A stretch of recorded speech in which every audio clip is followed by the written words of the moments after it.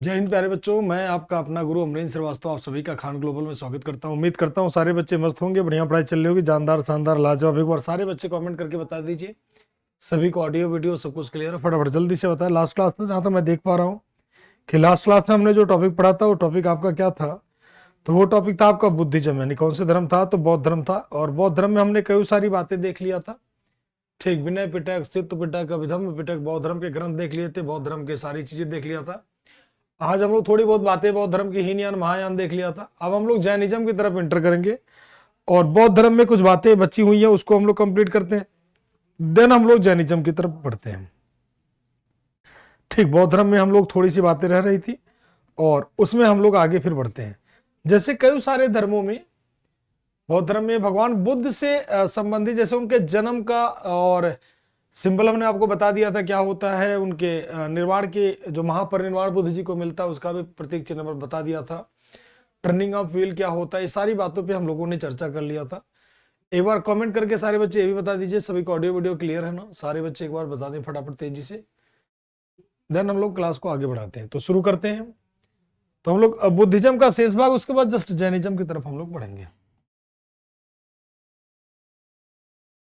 यानी क्या? बुद्धिज्म,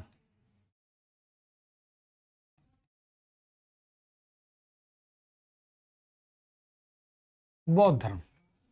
बौद्ध धर्म के शेष भाग हम लोग देखते हैं। All clear sir Abhishek ji का, सभी का बहुत बढ़िया। चलिए शुरू करते हैं इसका रिमेनिंग पार्ट, इसका शेष भाग। तो देखो बौद्ध धर्म में अगर हम जब बात कर लेते हैं तो कुछ नाम भी दिए जाते हैं बुद्ध जी के। जैसे कुछ नेम बहुत पूछे जाते हैं कि धम्म चक्र परिवर्तन क्या होता है, महापरिनिर्वाण क्या होता है, इस तरह की कई सारी बातें पूछी जाती हैं। महाभिनिष्क्रमण क्या होता है, तो कुछ शब्द जो है अक्सर पूछे जाते हैं। जैसे बुद्ध जी के जो है लाइफ की घटना, इवेंट हो जाता है, और दूसरी तरफ हो जाता है उसका नेम क्या, उसका मतलब इवेंट का, उसका मतलब वर्ड क्या होता है, उसका मतलब मीनिंग क्या होता है। जैसे इवेंट का मतलब होता है बुद्ध जी का जब गृह त्याग करते हैं, गृह त्याग, घर को छोड़ते हैं, क्या तो होम लेफ्ट करते हैं, रेनंसिएट करते हैं, तो उसका चिन्ह क्या माना जाता है? जब बुद्ध जी घर छोड़ते हैं,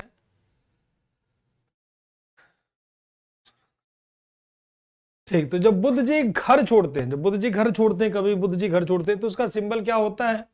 तो उसका सिंबल होता है महाभिनिष्क्रमण, मतलब घर छोड़ना, ग्रह यानी निकल जाना। तो क्या कहलाता है? महाभिनिष्क्रमण, महाभिनिष्क्रमण कहलाता है। क्या कहलाएगा? महाभिनिष्क्रमण। जब बुद्ध जी घर छोड़ते हैं तो उसे क्या कहते हैं बेटा? महाभिनिष्क्रमण। यानी क्या कहेंगे? महाभिनिष्क्रमण।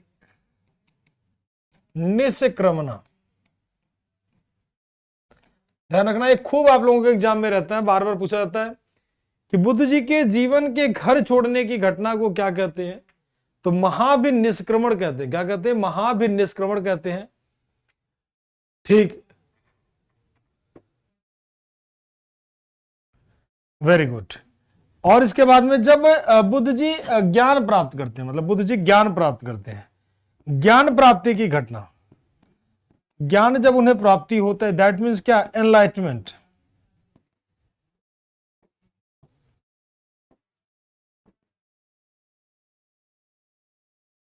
जब बुद्ध जी ज्ञान प्राप्ति करते हैं, और ज्ञान प्राप्ति की घटना बोधि ट्री कहलाती है। बोध गया में पूरा का पूरा एक तरीके से एक सत्य की खोज कर लेते हैं। तो इसके जगह पर हम इसे यूज करें कि मतलब ज्ञान प्रदान करते हैं, मतलब पहला उपदेश कह लीजिए इसको शायद समझने के लिए और अच्छे से। दूसरी अलग चीज है कि प्रथम उपदेश, बुद्ध जी जब प्रथम उपदेश देते हैं, यानी क्या? तो फर्स्ट सेरेमन बुद्ध जी का क्या कहलाएगा? चिन्ह तो हमने लिखवा दिया, तो दोबारा चिन्ह लिखने की जरूरत नहीं। बुद्ध जी पहला उपदेश देते हैं तो उसे कहते हैं धम्म चक्र परिवर्तन। क्या कहते हैं? तो धम्म चक्र परिवर्तन, धम्म चक्र परिवर्तन। क्या कहलाता है? धम्म चक्र परिवर्तन।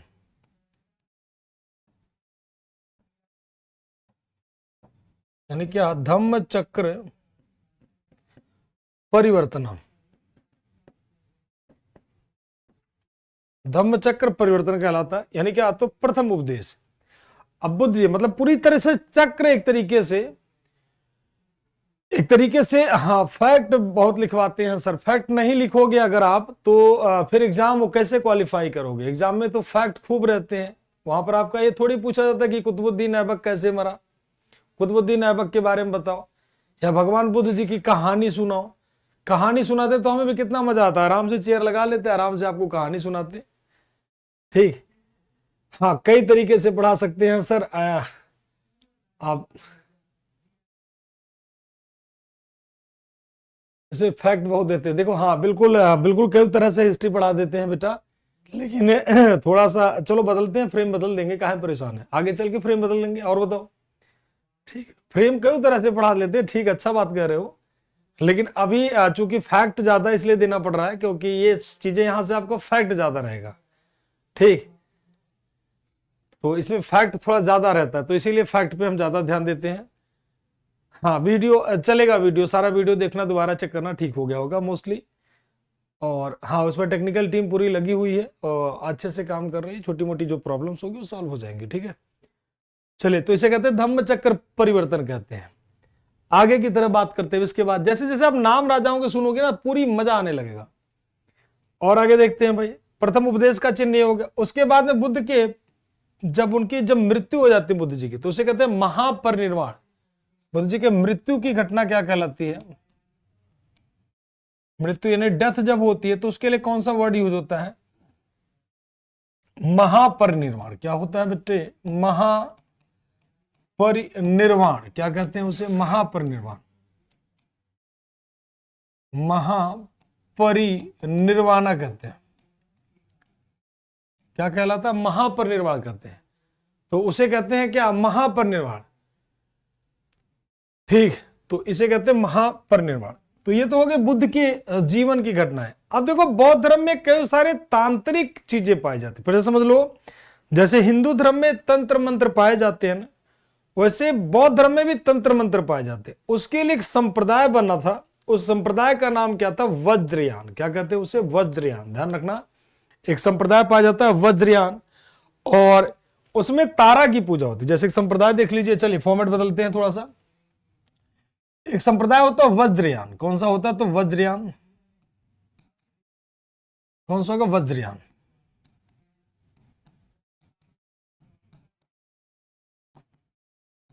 वज्रयान कौन सा संप्रदाय हो गया? तो वज्रयान। अब देखो वज्रयान एक संप्रदाय होता है। अब इसमें वज्रयान में पूजा किसकी होती है? सबसे पहले वज्रयान में पूजा किसकी होती है? सबसे पहले किसकी वर्शिप होती है? मतलब इसमें पूजा किसकी होती है? किसकी पूजा होगी? तो वज्रयान में पूजा किसकी होती है? तो वज्रयान में पूजा होती है तारा की। किसकी पूजा होती है बेटा? तो तारा की पूजा होती है। किसकी? तो तारा की। किसकी पूजा होती है? तारा की। वज्रयान क्या होता है? तो बौद्ध धर्म का तांत्रिक संप्रदाय।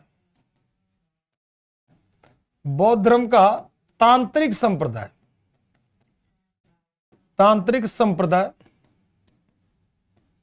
बौद्ध धर्म का कौन सा संप्रदाय है? तो तांत्रिक संप्रदाय कहलाता है।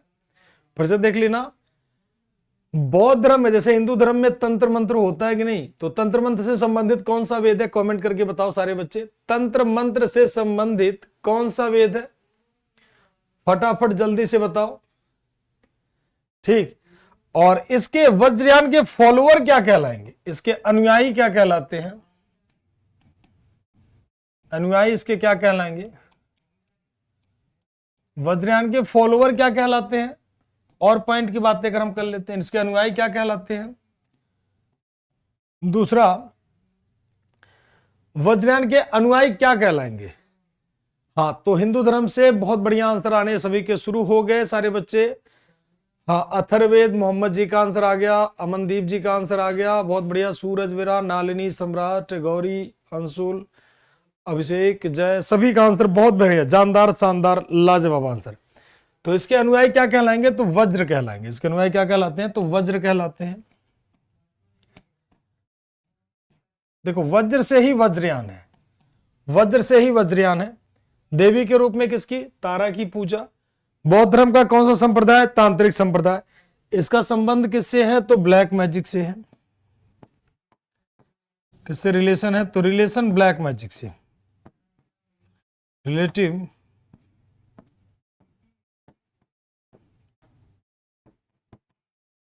Relative to black magic. Black magic यानी काला जादू से संबंधित। चाइना में जानते हो ना, चाइना में चीन वाले भी बौद्ध धर्म मानते हैं, तो चीन वाले बौद्ध धर्म में वज्रयान खूब चीन में पाया जाता है, खूब बड़े पैमाने वज्रयान। ठीक, ऐसे कह लीजिए तंत्र मंत्र जादू टोना, तंत्र मंत्र जादू। ठीक, कौन सा हो जाएगा? तो वज्र। ठीक, यानी बौद्ध धर्म का ध्यान रखना है, कोई और नहीं है, बौद्ध धर्म का तांत्रिक संप्रदाय कहलाता है। ठीक है, इनका जो किताब होगा वह इनकी बुक भी होगी, तो इनकी बुक को कहते हैं मंजूश्री मूल कल्प। कोई बात नहीं, फिर बदल लेंगे। इनकी जो बुक होगी बेटा, वज्रयान की जो बुक होगी, जो किताब होगी, उस किताब को नाम क्या दिया जाता है? तो मंजूश्री मूल कल्प। मंजूश्री मूल कल्प कौन सी किताब होती है? तो मंजूश्री मूल कल्प। मंजूश्री मूल कल्प इनकी विचार होगी। फिर से देख लीजिए, एक बार फिर से रिवाइट करते हैं। वज्रयान कहीं से घुमा लो, वज्रयान के अनुयायी वज्र कहलाते हैं, तंत्र मंत्र जादू टोना से संबंधित है, बौद्ध धर्म का तांत्रिक संप्रदाय है। किसमें किस देवी की पूजा होती है? तो तारा की पूजा होती है।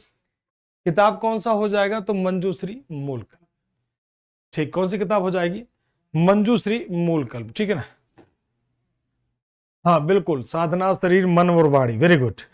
इसके बाद आते हैं एक और संप्रदाय बौद्ध धर्म का तांत्रिक होता है, उसे कहते हैं काल चक्रयान। कौन सा संप्रदाय हो जाएगा? काल चक्रयान। सभी का क्लियर है? एक बार बता दीजिए, सभी का वज्रयान क्लियर है? जल्दी से बताएं, बिल्कुल इत्मीनान से समझा रहे हैं। सभी का क्लियर है? हाँ चलो, इसके बाद आते हैं क्या? तो काल चक्रयान।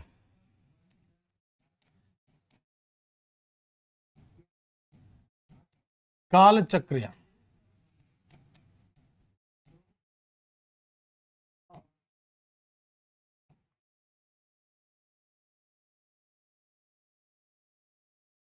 काल चक्रयान।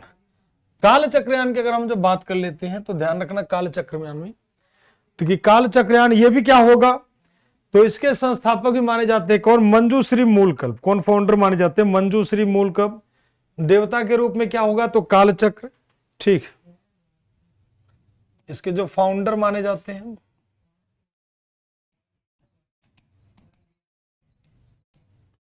कालचक्रयान के फाउंडर माने जाते हैं कौन? फाउंडर कौन माने जाते हैं? तो मंजूश्री मूलकल्प।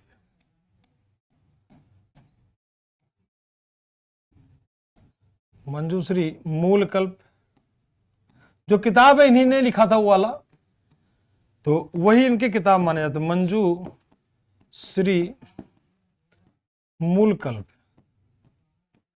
ठीक, और इसमें बात कर लोगे तो देवता के रूप में किसकी पूजा हो जाएगी भाई? देवता कौन हो जाएंगे इसमें? तो देवता के रूप में कालचक्र। ठीक, और इनकी किताब कौन सी हो जाएगी? तो इनकी किताब दो हो जाएगी, एक तो काल चक्र तंत्र और दूसरी किताब हो जाएगी विमल प्रभा। इनकी किताब हो जाएगी दो किताबें, एक तो हो जाएगी काल चक्र तंत्र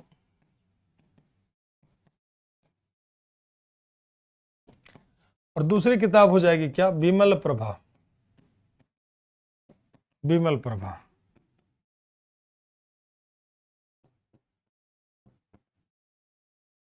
दूसरी हो जाएगी क्या? विमल प्रभा। ठीक, सीधे एग्जाम में सवाल होता है आपके कि काल चक्रयान, हम तो यहां इसका पूरा पोस्टमार्टम कर दिए हैं। आपसे सवाल क्या होगा? काल चक्र तंत्र कौन से धर्म से संबंधित है? तो क्या आंसर हो जाएगा? काल चक्र तंत्र कौन से धर्म से संबंधित हो जाएगा? तो ध्यान रखना कौन से धर्म से संबंधित हो जाएगा? तो बौद्ध धर्म से। बस सिंपल सा सवाल होगा। Yes sir clear, yes sir clear, yes sir clear, yes sir clear, yes sir clear. चलिए सभी का क्लियर, बहुत बढ़िया। ठीक,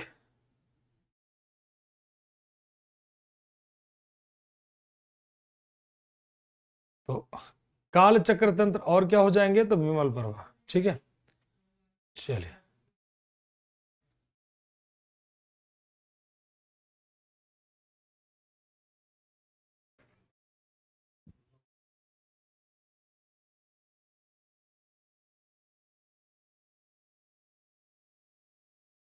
देखो कोई भी बच्चा अपना जो है परमानेंट आईडी, कोई भी आईडी किसी भी तरह का आप शेयर ना करें बेटा, क्योंकि अगर आप ब्लॉक हो गए तो आपका तो पैसा तो जाएगा जाएगा, सिंपल सी बात है। कोर्स से भी आप ब्लॉक हो जाओगे, अनब्लॉक नहीं हो पाओगे। फिर से जान लीजिए, आप एक बार सारे बच्चे जान लीजिए, किसी भी क्लास में आप, चूंकि जो पीछे से इंफॉर्मेशन आ रही है मेरे पास, मैं आपको पहले बता दे रहा हूं सारे बच्चों के लिए, आप इस प्लेटफॉर्म पे यहां पर कोई भी आईडी अपनी शेयर ना करिए, नहीं तो आप ब्लॉक हो जाएंगे, दोबारा अनब्लॉक नहीं हो पाएंगे। ठीक है बेटा, तो ऐसा कोई काम ना करें, कोई भी टेलीग्राम, कोई भी व्हाट्सएप, कोई भी आईडी, कोई भी ऐसा चीज यहाँ पर शेयर ना करें, नहीं तो आप अनब्लॉक हो जाएंगे। अनब्लॉक होने के बाद दोबारा सॉरी ब्लॉक हो जाएंगे, ब्लॉक होने के बाद अनब्लॉक आप नहीं हो पाओगे। ठीक, क्लियर है सभी का? चलिए, तो ये कुछ ऐसे थे बौद्ध धर्म के संघों की बातें, बहुत सारी बातें हो जाती हैं। अब आते हैं बौद्ध धर्म में संघ क्या होते हैं। एक सवाल आता है, बौद्ध धर्म में संघ क्या होते हैं? बौद्ध धर्म में संघ क्या होते हैं? बौद्ध धर्म में संघ की बातें कर लेते हैं। संघ, यूनियन नहीं कहना, ध्यान रखना, संघा, ये संघ की बातें हो रही है। हाँ, ये बौद्ध धर्म के संघ की बातें सभी बच्चों को पहले बता दिया, बाद में आप लोग कहोगे, इधर उधर कॉल करोगे, परेशान होगे, वहां पर आपका सब कुछ चला जाएगा, फिर आप परेशान हो जाओगे। तो ऐसा काम ना करो, आप लोग पढ़ने वाले बच्चे हो, इतना बढ़िया, हमारे भविष्य के सोल्जर हो यार आप लोग हमारे। ठीक है, नाम रोशन करोगे, कहीं भी जाओगे कहोगे इतिहास अमरेंद्र श्रीवास्तव सर से पढ़ा था, पूरा का पूरा उड़ा के आया है, तो कितना गर्व फील होगा कि हमारे बच्चे कितना बढ़िया काम करके आए हैं। ठीक, चलो अब देखते हैं, संघ की बातें कर लेते हैं। संघ की स्थापना किसने किया था? संघ की स्थापना, ठीक, स्थापना यानी इसके जो है स्टैब्लिश किसने किया था? किसने स्टैब्लिश किया था, मतलब किसने इसको बनाया था संघ की? तो स्थापना किसने किया था? तो भगवान बुद्ध ने, यानी किसने? तो गौतम बुद्ध ने, गौतम बुद्ध जी द्वारा,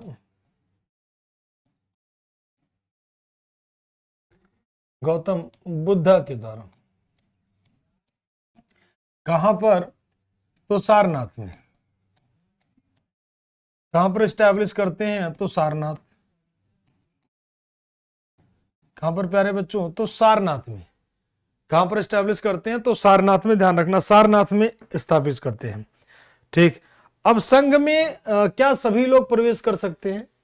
तो नहीं, संघ में प्रवेश कुछ ही लोग कर सकते हैं, सभी को, मतलब उसमें जाति पर कोई रोक नहीं था। संघ में कोई भी प्रवेश कर सकता था। संघ में किसी भी जाति, किसी भी कम्युनिटी के लोग प्रवेश कर सकते हैं, लेकिन संघ में प्रवेश का बस एक ही नियम था कि आप चोर ना हो। आप जो है चोरी अगर किए हैं और अपने गुनाह को कबूल किए हैं, सजा अपनी पा ली है, उसके बाद आप उसमें एंट्री कर सकते हो। ठीक, सबसे पहली बात, कोई दास संघ में तब प्रवेश कर पाता जब वो अपने मालिक से परमिशन ले लेता। ठीक, संघ का मतलब होता है कि यूनियन, जहां पर लोग रहते थे उसे कहते हैं संघ। मतलब कई सारे, बौद्ध धर्म का एक ऑर्गेनाइजेशन कह सकते हो समझने के लिए इसको। अगर संघ को बात करोगे तो एक तरीके से एक ऑर्गेनाइजेशन कह सकते हो, ऑर्गेनाइजेशन कह सकते हो, एक तरीके का यूनियन कह सकते हो, एक तरीके का संगठन कह सकते हो। ये संघ का मतलब भिक्षुओं के लिए प्रॉपर होता था, भिक्षुओं के लिए होता था, जहां पर भिक्षु रहते थे। ठीक, एक संघ बना करके, ग्रुप बना करके रहते थे, तो संघ में सारे लोग रहते थे। ठीक ना, और संघ में अगर कोई प्रवेश करना चाहता था तो उसके लिए उपसंवदा शब्द प्रयोग किया जाता। क्या प्रयोग किया जाता? तो उपसंवदा। उपसंवदा जो शब्द होता था वो संघ में प्रवेश करने के लिए होता था।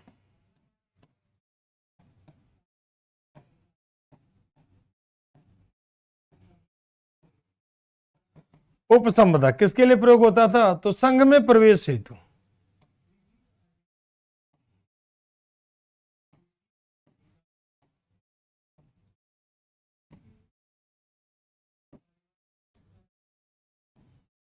उपसंवदा क्या होता था? तो संघ में प्रवेश हेतु, संघ में प्रवेश हेतु जब जब कोई भी संघ में प्रवेश करता था तो उसे उपसंपदा कहा जाता है। ठीक, संघ में प्रवेश को कह लीजिए, प्रवेश को उपसंपदा कहा जाता है, प्रवेश को उपसंपदा कहा जाता है।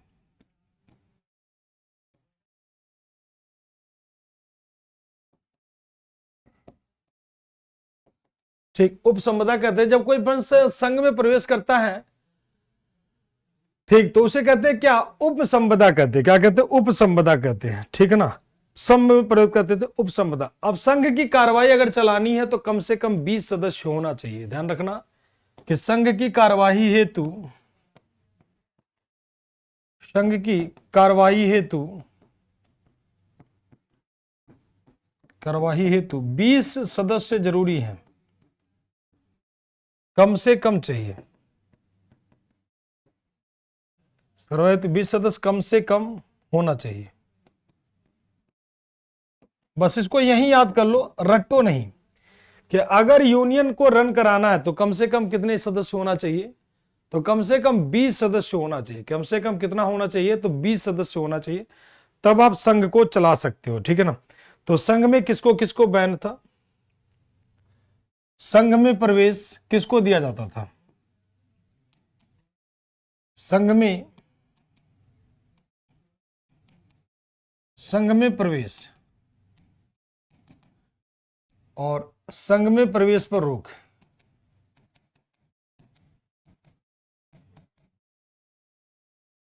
तो देखो भाई, संघ में किसको प्रवेश दिया जाता था, किसे दिया जाएगा, और संघ में प्रवेश पर किसको रोक होगी। तो आप लोग फटाफट कमेंट करके बताइए कि संघ में कौन प्रवेश पा सकता, कौन प्रवेश नहीं पाएगा। बहुत सिंपल सा, संघ का काम होता था पूरे बौद्ध धर्म में लोगों को दीक्षित करना, लोगों को पढ़ाना लिखाना, तमाम सारी जितनी भी चीजें होती हैं वो सारे काम संघ में होते थे। ठीक है ना,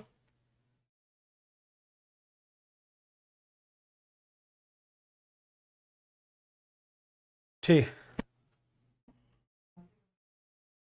बौद्ध धर्म यही तो, संघ में ही सारा चीज सिखाते थे, संघ में सारी चीजें सिखाते थे बेटा।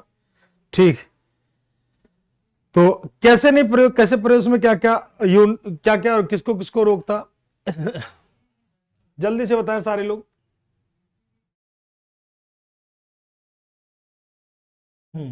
बहुत बढ़िया,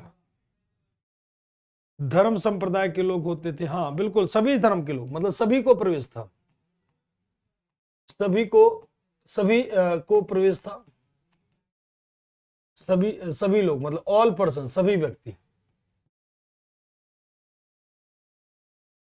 व्यक्ति भाग ले सकते हैं, मतलब ऑल पर्सन, सभी लोग भाग सकते हैं। मतलब कोई जातिवादी का बाउंडेशन नहीं था, नो कास्ट बाउंडेशन, कोई भी जाति का रोक नहीं था, जाति का कोई बाउंडेशन नहीं था, सिंपल सा लॉ जाएगा। लेकिन इसमें कंडीशन ये थी कि अगर अनुमति किससे लेनी होती थी, मतलब प्रवेश के लिए अनुमति किससे लेनी होगी, तो संघ के नियम होते थे, सभी जातियों को प्रवेश था। रोक किसके लिए था, तो चोर नहीं भाग ले सकते हैं, ठीक, चोर नहीं भाग ले सकते हैं, और दास नहीं भाग ले सकते हैं, और सैनिक नहीं भाग ले सकते हैं, सैनिक नहीं भाग ले सकते हैं। और कौन इसमें भाग नहीं ले सकते हैं, ठीक, राजा के सेवक हो गए, सैनिक हो गए, और कौन हो गए, तो ऋणी व्यक्ति भाग नहीं ले सकते हैं। ठीक, कोई ऋणी व्यक्ति है, कोई ऐसा कुछ है तो ये भी भाग नहीं ले सकते हैं, कोई ऋणी व्यक्ति नहीं भाग ले सकते, कोई बीमार आदमी है, कोई हत्यारा है, कोई रोगी आदमी है। अब मान लीजिए कोई मर्डरर है, हत्या करके आ गया, कोई रोगी आदमी है, तो ये लोग नहीं, ये लोग भाग नहीं ले सकते। आदि कर लीजिए, इन लोगों की एंट्री नहीं थी। कोई भी चोर अगर भाग ले रहा तो सिंपल सा बात है, वो पता चलेगा संघ में लोग भिक्षा उक्षा मांग करके लाए हैं और वो सारा खजाना लेकर के क्या हो गया, उड़ गया। ठीक है, सारा खजाना लेकर के उड़ गया, तो थीव वगैरह भाग नहीं ले सकते हैं।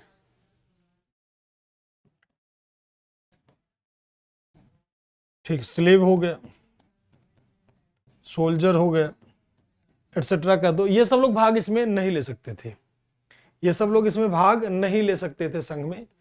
हाँ, महिला के लिए रूम था, महिला संघ, बिल्कुल महिलाएं संघ में बाद में भाग ले सकती थी, पहले महिलाओं के लिए नहीं था, बाद में महिलाओं को भी संघ में एंट्री दे दी गई। ठीक है, पहले नहीं था, बाद में महिलाओं के संघ में एंट्री दे दी गई। अब दो शब्द आता है, एक चैत्य, दूसरा होता है बिहार। एक शब्द होता है चैत्य, खूब पूछा जाता है चैत्य, यानी क्या, तो चैत्य। और दूसरा क्या होता है, विहार, यानी क्या, तो बिहार। चैत्य क्या होता है, चैत्य, तो चैत्य ऐसे प्लेस को कहते हैं जहां पर पूजा होता था।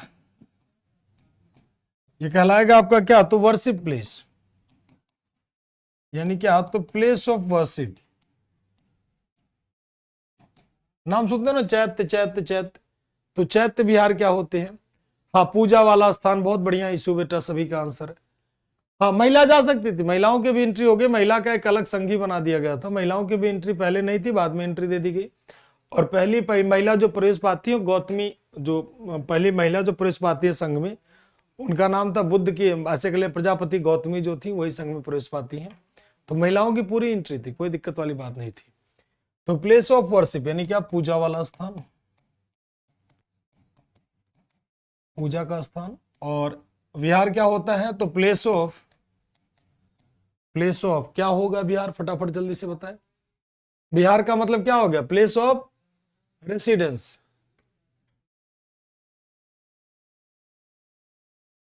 हाँ, तो प्लेस ऑफ क्या हो जाएगा, रेसिडेंस, मतलब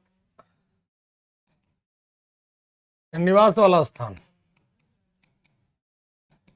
निवास का स्थान। ठीक, जहां पर, हाँ, लिविंग प्लेस ऑफ लिविंग कह लीजिए, कोई दिक्कत नहीं, लो इसको और आसान कर दें। प्लेस ऑफ लिविंग, रहने का स्थान जो हो जाएगा, हाँ, लिविंग प्लेस कह लीजिए। तो इसी को कहते हैं जो है दो प्लेस, पूजा वाला स्थान और रहने वाला स्थान। तो दो स्थान हो गए, बाकी की बाकी। हाँ, रहने वाला जगह, रहने वाला जगह है। ठीक, तो ध्यान रखना, ये दो चीजें आपकी पूरी होती थी। बढ़िया, अच्छा खासा बौद्ध धर्म में, बहुत पॉपुलर धर्म था बौद्ध धर्म, ध्यान रखिएगा। अब कभी कभी आपसे एक सवाल होता है, और वो सवाल क्या होता है, 5 बुद्ध कौन से होते हैं। कभी कभी सवाल होता है कि 5 बुद्ध कौन कौन से थे। तो पांच पांच बुद्ध फ्यूचर में माना जाता है, 5 बुद्ध, 5 बुद्ध, 5 बुद्धाज, मतलब बुद्ध के 5 अवतार माने जाते हैं। ये भी कभी कभी पूछ लेता, 5 बुद्धाज, 5 बुद्ध। अब 5 बुद्ध कौन से माने जाते हैं, तो ध्यान रखना, 5 बुद्ध कभी कभी आपके एग्जाम में सीधे होते हैं कि 5 बुद्ध में से आधुनिक बुद्ध को नाम क्या दिया जाता है। आधुनिक बुद्ध अगर पूछा जाए तो उनका नाम क्या था, मैं नाम लिख दे रहा हूं, आपको बताना है। जैसे ककुछानंद कनकभुंज, ककुछा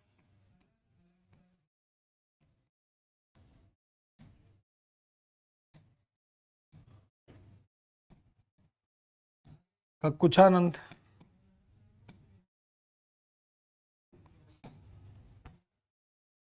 ककुछानंद,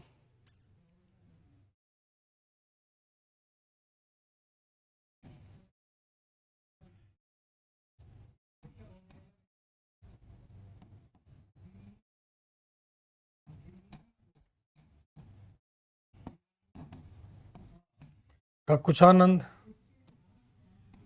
कनकभुंज,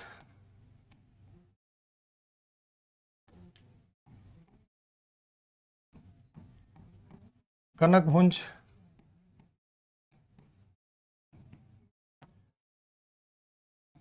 आपके एग्जाम में क्या पूछा जाता है उस पर भी हम चर्चा कर दे रहे हैं, ध्यान रखना।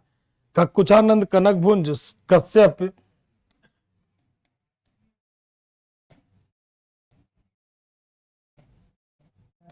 कश्यप, शाक्य मुनि,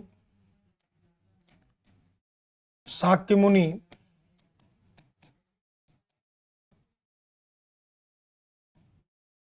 शाक्य मुनि, और कौन हो जाएंगे, तो मैत्रेय।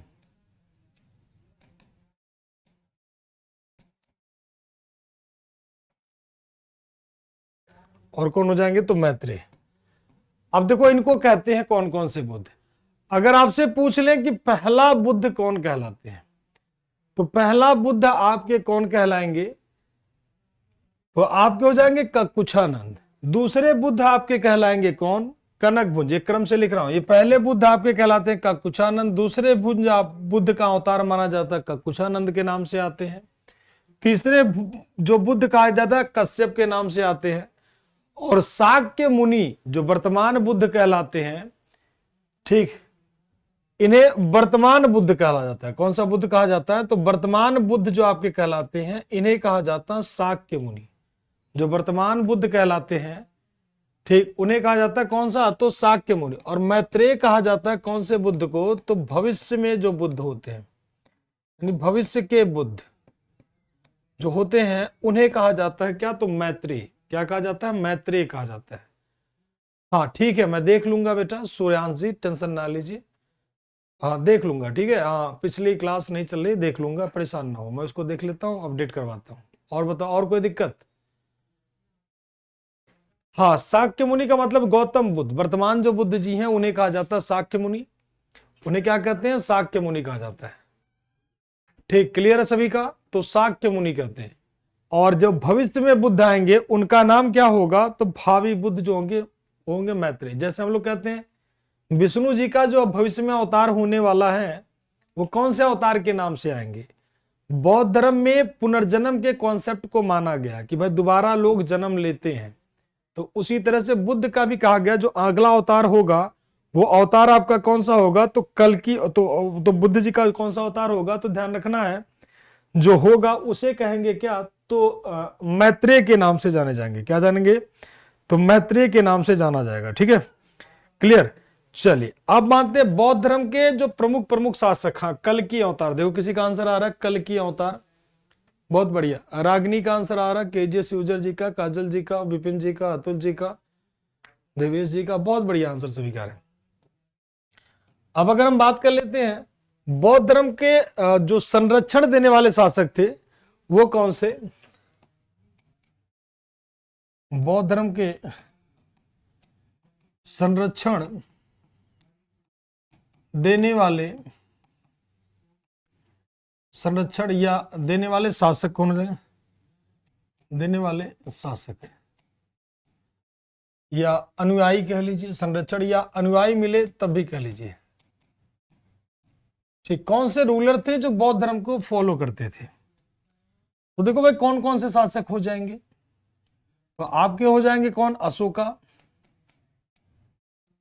कौन हो जाएगा बौद्ध धर्म का?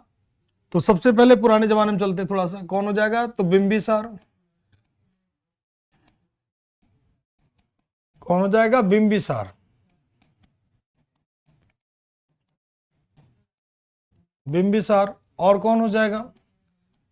काला अशोक। कौन हो जाएगा? काला अशोक। काला अशोक। काला अशोक हो गया। और कौन हो गया? तो अशोका। बौद्ध धर्म को जो संरक्षण देगा वो कौन कौन राजा हो जाएंगे? हाँ, काला अशोक, अशोक, बहुत बढ़िया, सभी के आंसर आ रहे हैं, वेरी गुड बच्चे, बहुत बढ़िया। विपिन बेटा, सूरज, अमनदीप, सभी के आंसर बहुत बढ़िया। काला अशोक, अशोक हो गया, बहुत बढ़िया। बिंबिसार हो गया। एक उदयन हुआ करता था वत्सराज का। अच्छा, अशोक का जो पौत्र था दशरथ, दशरथ भी इसको संरक्षण देता है। दशरथ ये भी मौर्य वंश का राजा था, दशरथ। और कौन संरक्षण देगा भाई? तो दशरथ के अलावा और बौद्ध धर्म को संरक्षण कौन देगा? तो उदयन। उदयन। कौन हो जाएगा? उदयन। उदयन कहां का राजा होगा? तो वत्सराज, वत्स का राजा होगा, वत्स किंग। तो क्या उसे कहेंगे? उदयन। इसके अलावा कौन देगा? तो कनिष्क। बहुत बढ़िया आंसर आ रहे हैं बच्चों के। कनिष्क। कौन हो जाएगा? कनिष्क। कनिष्क भी बौद्ध धर्म को क्या देगा? संरक्षण देगा। ठीक है, कनिष्क हो गया। उसके बाद और बात कर ले, हाँ, अजात शत्रु का भी नाम लिख सकते हो, कोई दिक्कत नहीं है। अजात शत्रु।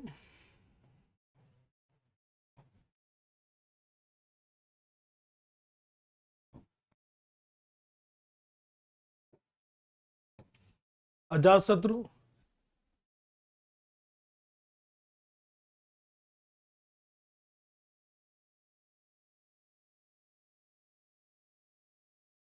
आप लोग परेशान ना हो, क्लास के बाद देख लेना आप लोग। उम्मीद है कि सारी संभावना, आपकी छोटी मोटी जो प्रॉब्लम है ठीक हो जाएगी। परेशान ना हो, इतना परेशान नहीं होते हैं बच्चे, बढ़िया से ठीक हो जाएगा। आप ठीक है, वहाँ कल की क्लास अगर नहीं चल रही तो भी ठीक हो जाएगा, उसमें लगी हुई है, पूरी टीम लगी हुई है। ठीक है, हाँ अभी उस पर वर्क चल रहा है, वो ठीक हो जाएगा, उसका टेंशन ना लो। चलो अब पढ़ाई में ध्यान दो। तो अजातशत्रु, अजातशत्रु के बाद और बात कर लेते तो हर्षवर्धन। हर्षवर्धन कौन हो जाएगा प्यारे बच्चों? तो हर्षवर्धन, हर्षवर्धन। ये सारे के सारे लोग कौन से धर्म को संरक्षण दे रहे हैं? तो ये सारे के सारे लोग बौद्ध धर्म को संरक्षण दे रहे हैं। किसको संरक्षण दे रहे हैं? तो बौद्ध धर्म को संरक्षण दे, चाहे बिंबिसार हो, चाहे कालाशोक हो, अशोक हो, दशरथ हो, उदयन हो, कनिष्क हो, अजातशत्रु, हर्षवर्धन। आपके एग्जाम में क्वेश्चन रहता है, एटसेट्रा कर दो। आपके एग्जाम में यही सवाल रहता है कि इसमें से कौन सा शासक बौद्ध धर्म को संरक्षण देता है। ठीक, हाँ दोनों धर्मों को देता, दोनों धर्मों को ध्यान रखना, ये अजातशत्रु दोनों धर्मों को देता, ध्यान रखना। इसके समय में बौद्ध भी रहते हैं, जैन भी रहते हैं, बौद्ध भी रहते हैं, जैन भी रहते हैं, ध्यान रखना, दोनों को संरक्षण देगा। लेकिन मेन इसका ध्यान होगा तो कौन की तरफ? तो बौद्ध धर्म की, क्योंकि इसी के समय तीसरा बौद्ध सम्मेलन हो रहा, आखिरी समय में इसने बौद्ध धर्म को अपनाया था। तो बौद्ध धर्म हिंदू धर्म को भी मानता था, तो आखिरी टाइम में बौद्ध धर्म को अपनाता, तो इसे आप लोग बौद्ध धर्म में ही मार करोगे। ठीक है, हाँ बैक टॉपिक से ही रिलेटेड है बेटा, अभी हम लोग बौद्ध धर्म पर ही हैं। अब देखो भगवान बुद्ध की अगर हम बात कर लेते हैं, भगवान बुद्ध की महिला शिष्याओं में से कौन सी थी? तो देख लेते हैं महिला शिष्य भगवान बुद्ध की।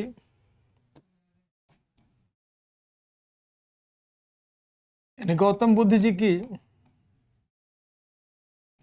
गौतम बुद्ध की फीमेल शिष्या जो होती थी, महिला शिष्या, महिला शिष्या कौन कौन सी थी? गौतम बुद्ध की महिला शिष्या कौन हो जाएंगे? तो पहली शिष्या हो जाती है उनकी जो मौसी होती है, प्रजापति गौतमी।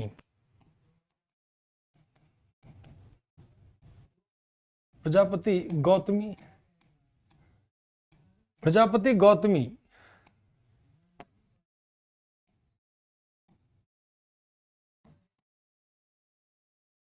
प्रजापति गौतमी ये बुद्ध जी की प्रथम शिष्या होती हैं, ध्यान रखना, ये प्रथम शिष्या होती हैं। इन्होंने क्या किया था? तो प्रजापति गौतमी ये बुद्ध को पालने वाली माता, बुद्ध की मौसी थी, ध्यान रखना। उनके माता का जन्म मौसी जो बुद्ध जी को पालती हैं, ध्यान रखना, बुद्ध जी को, बुद्ध जी का पालन यही करती हैं, पालन पोषण यही करती हैं। और क्योंकि क्यों पालती पोसती हैं भाई? क्योंकि बुद्ध जी के जन्म के 7वें दिन, 7वें दिन इनकी माता की मृत्यु हो जाती है, माता की मृत्यु हो जाती है बुद्ध जी का, और उसी के कारण से पालती पोलती है कौन? तो प्रजापति गौतमी। इसके बाद बात कर लेते हैं तो आम्रपाली एक वैशाली की गणिका मानी जाती है, नगरवधु, क्षेमा, विशाखा, ये तमाम सारी महिला है। आम्रपाली, आम्रपाली कौन हो जाती है? आम्रपाली। और बात कर लेते हैं कौन हो जाएंगी? तो क्षेमा, बिंबिसार की पत्नी थी क्षेमा। और कौन हो जाती हैं? तो क्षेमा हो गए, आम्रपाली हो गए, विशाखा, विशाखा ये भगवान बुद्ध जी ने इन्हें दीक्षित किया था, ध्यान रखना है। नंदा,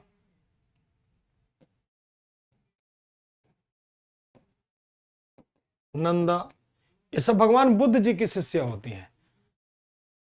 हाँ, और ये सारे के सारे भगवान बुद्ध जी की शिष्या मानी जाती हैं। ठीक, इन्हें हाँ बुद्ध जी ने शिक्षा दिया था, बिल्कुल बेटा, बुद्ध जी ने इन्हें शिक्षा दिया था। तो ये सारी की सारी होती है। आज बौद्ध धर्म का विस्तार कहां कहां पर है? तो ध्यान रखना, कई सारे कंट्री के पार्ट में है।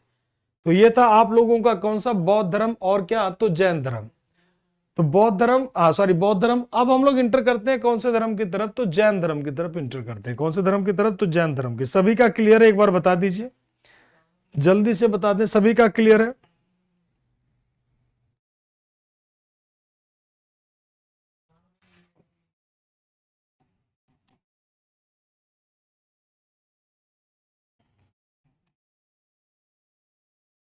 बौद्ध धर्म का विस्तार कहाँ कहाँ पर है, लास्ट पॉइंट है ये आपका, बता दे रहे हैं। सभी का क्लियर है ना, जल्दी से बता दें। तो भारत में होगा ही होगा, चीन, यानी कहां पर, तो चाइना,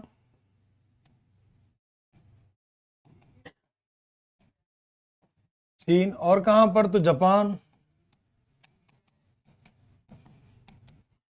और कहां पर, तो श्रीलंका,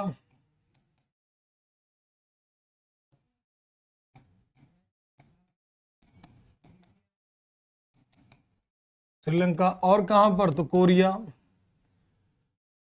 ठीक, yes, clear sir, clear sir, clear sir. Ragini का, सूरज का, गोविंद का, काजल, मनीषा, अमनदीप, ठीक, श्वेता, देवेश, अंशुल, अमित, अतुल, सौरभ, विनोद, ओमकार, महिमा, संदीप, खुशी, Shweta, very good sir. Bimbisara Jain, ना ना ना ना ना ना ना, बौद्ध धर्म, भगवान बुद्ध, भगवान बुद्ध, सोना विनोद, हाँ वो जब मानता था तो मानता था, अंतिम में किसको, तो बुद्ध को, तो उसी को याद करेंगे सर। बुद्ध बौद्ध धर्म का बामियाना था, बहुत बड़ा स्टैचू था बुद्ध जी का। अभी बुद्ध की प्रतिमा नहीं बनेगी, अभी बुद्ध जी मरे नहीं है, चिंता ना करो, बुद्ध जी जीवित हैं, बीच बीच में अनेक बार बुद्ध जी आएंगे, ठीक है। हाँ, बामियाना में जो बुद्ध जी की प्रतिमा थी वो तोड़ दी गई, अब नहीं बचा है। आम्रपाली, वैशाली की नगर वधू थी आम्रपाली, ठीक है ना। कौन मानी जाती है आम्रपाली, तो वैशाली की नगर वधू मानी जाती है, ठीक है ना।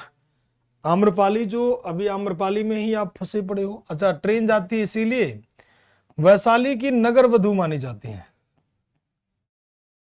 वैशाली की नगर वधू मानी जाती है, नगर वधू कहा जाता है इन्हें। बेसिकली एक गणिका थी वैशाली, ठीक, सॉरी आम्रपाली, वैशाली की नगर वधू मानी जाती है, ठीक है।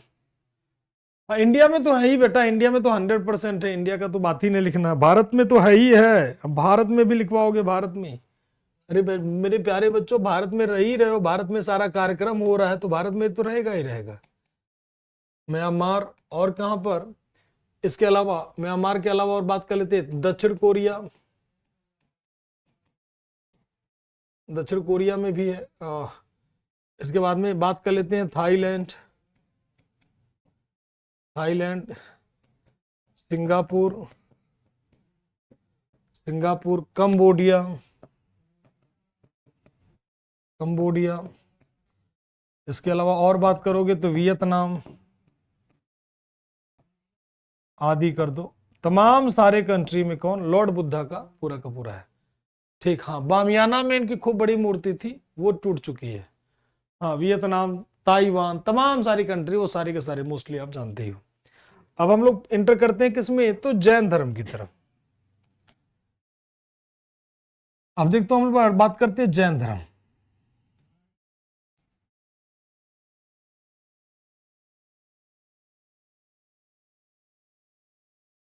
जैन धर्म,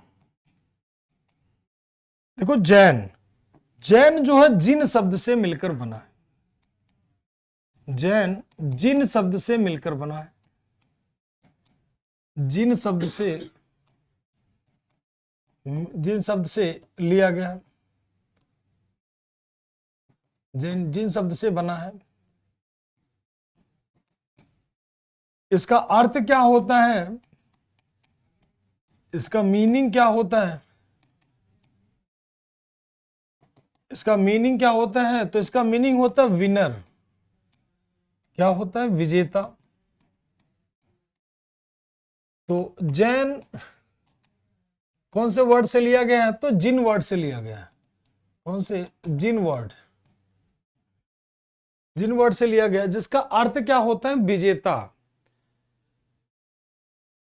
हाँ बिल्कुल, बौद्ध धर्म का विस्तार, आज भी देखोगे ना, आज भी तो बौद्ध धर्म है। हाँ, आज भी तो बौद्ध धर्म है। अफगानिस्तान में उस समय था, अब आज अफगानिस्तान में नहीं के बराबर है, आज अफगानिस्तान में खत्म है। आज अफगानिस्तान में पूरा का पूरा इस्लामिक कंट्री है बेटा, आज अफगानिस्तान में नहीं है, उस समय अफगानिस्तान में पूरा प्रॉपर था, आज अफगानिस्तान में नहीं है, ध्यान रखना, आज अफगानिस्तान में कुछ भी नहीं है ऐसा कोई भी चीज, ठीक है, क्लियर।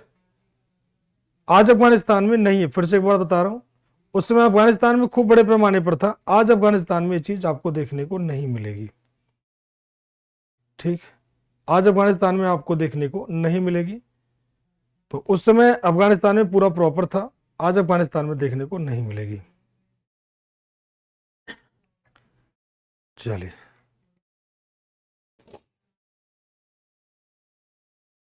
ठीक, अब आते हैं टोटल तीर्थंकर कितने हैं भाई।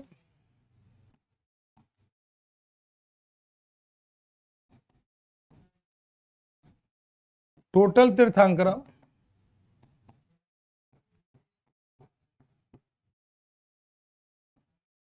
कुल तीर्थंकर कितने हैं, तो कुल तीर्थंकरों की संख्या कितनी है, तो 24। कितने तीर्थंकर हैं, तो 24 तीर्थंकर हैं। कितने, तो 24 तीर्थंकर हैं। हाँ, कुल तीर्थंकर कितने हैं प्यारे बच्चों, तो 24। कुल तीर्थंकर कितने हैं, तो 24। और जैन धर्म का फाउंडर कौन माने जाते हैं, तो ऋषभ देव जी। कौन माने जाते हैं, तो ऋषभ देव जी, ध्यान रखना ऋषभ देव जी। तो सबसे पहले हम बात करते हैं ऋषभ देव जी पे, फिर आगे चलते एक एक करके समझना स्टार्ट करते हैं। अभी दोबारा बैक आ जाएंगे, टेंशन नहीं लेना है। ऋषभ देव,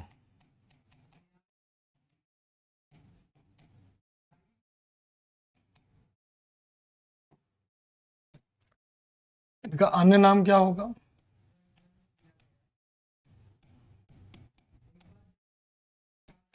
इनका अदर नेम क्या होगा, आदिनाथ।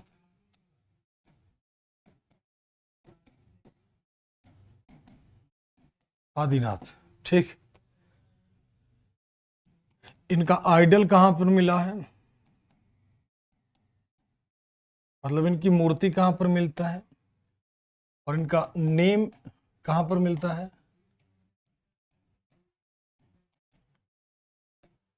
नाम का उल्लेख, नाम उल्लेख कहां पर हुआ है, और बात, ठीक। तो पहले तीर्थंकर जो माने जाते हैं वो है ऋषभ देव जी। कौन, तो ऋषभ देव जी। इन्हें जैन धर्म का फाउंडर माना जाता है, ठीक।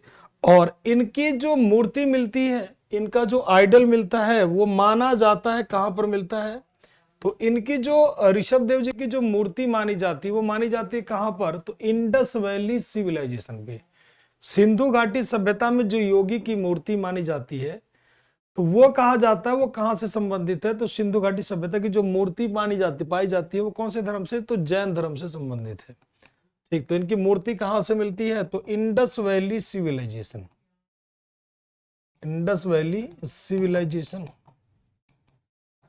याद करो सिंधु घाटी सभ्यता का, हड़प्पा में मैंने बताया आइडल ऑफ योगी, तो योगी की जो मूर्ति मिलती है, सिंधु घाटी सभ्यता,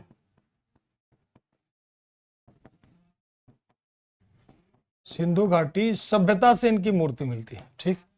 इनका नाम का उल्लेख कहां पर मिलता है, तो इनके नाम का उल्लेख हमें मिलता है कहां, तो ऋग्वेद और यजुर्वेद में।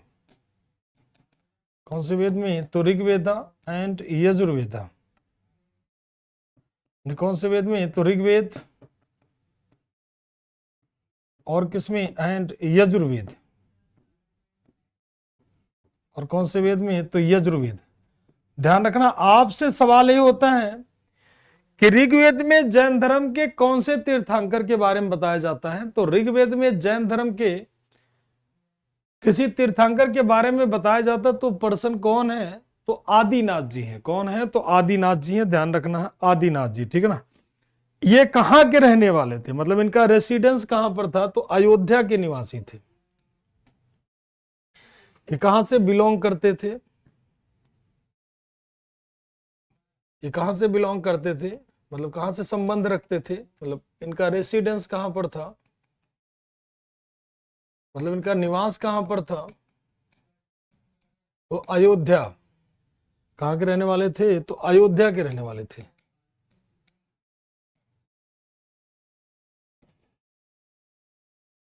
कहां के रहने वाले थे ऋषभ देव जी, तो अयोध्या के।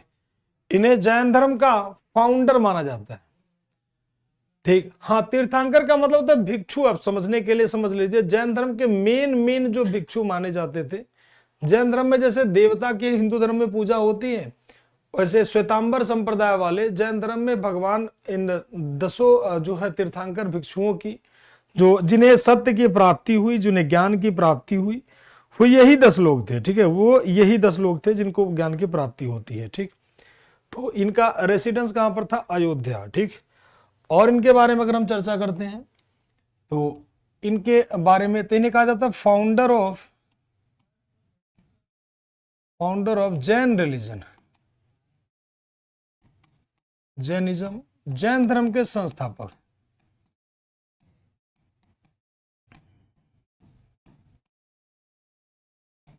जैन धर्म के संस्थापक के रूप में किसे माना जाता है? आदिनाथ के।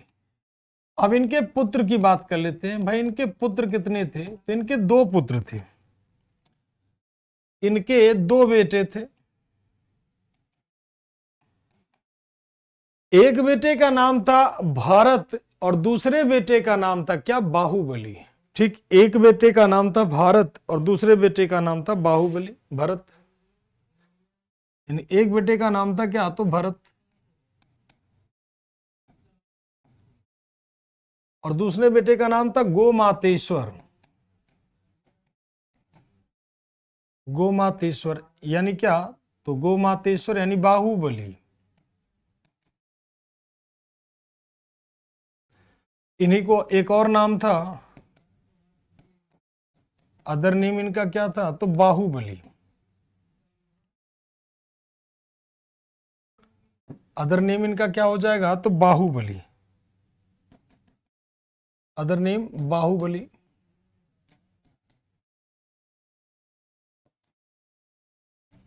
बाहुबली, बाहुबली जो उत्तराधिकारी थे। बाहुबली वास्तव में, जैसे मूवी आप देखे होगे ना, तो बाहुबली इनके उत्तराधिकारी थे। ठीक, लेकिन भारत जो है दोनों लेकिन ये बाद में भिक्षु बन जाते, जैन धर्म के भिक्षु बन जाते हैं।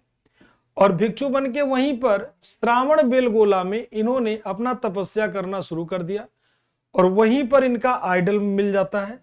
और जैन धर्म के जितने भी अनुयायी लोग हैं, जैन धर्म के लोग जो हैं, वो दावा करते हैं कि भारत का नाम इन्हीं के नाम पर पड़ता है क्या? भरत। ये अपने राजनीति में चले जाते हैं और ये क्या करते हैं? भिक्षु बन जाते हैं। तो यहीं पर इनकी जो मूर्ति पाई जाती है, श्रावण बेलगोला में इनकी मूर्ति पाई जाती है। तो गोमातेश्वर की जो आइडल मानी जाती है, क्या बन जाते हैं? जैन भिक्षु। ये क्या बन जाते हैं? जैन भिक्षु। यानी क्या? तो जैन मोंक बन जाते हैं,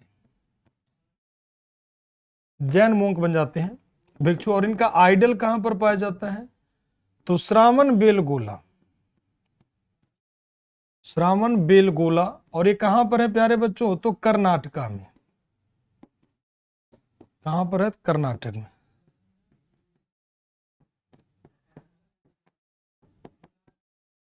श्रावण बेलगोला कहां पर है? तो कर्नाटक में। ठीक, अब इन्हीं के नाम पे, भरत के नाम पर, इन्हीं के नाम पर जैन मतानुसार, जैन मतानुसार इन्हीं के नाम पर, इन्हीं के नाम पर भारत नाम पड़ा। इन्हीं के नाम पे भारत का नाम पड़ा। माना जाता जो भारत भारत नाम दिया जाता है इन्हीं के नाम पर। जैन धर्म वाले कहते हैं कि इन्हीं के नाम पर। और श्रावण बेलगोला में किसकी? गोमातेश्वर की मूर्ति। इनके जो 2 पुत्र थे, ध्यान रखना। और बात कर लेते, इनकी मृत्यु कहां पर होती है? तो इनकी मृत्यु कहां पर होगी? तो इनकी मृत्यु होती है कहां पर? तो कैलाश माउंटेन, कैलाश में इनकी मृत्यु होती है, कैलाश पर्वत।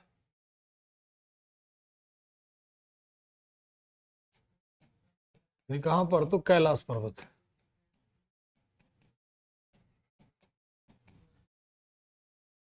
कैलाश पर्वत पर इनकी मृत्यु हो जाती है। ठीक, तो आज का सेशन हम लोग यहीं पे रखेंगे।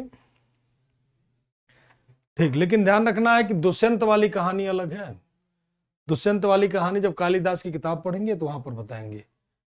तो कल जैन धर्म कल भी होगा आपका।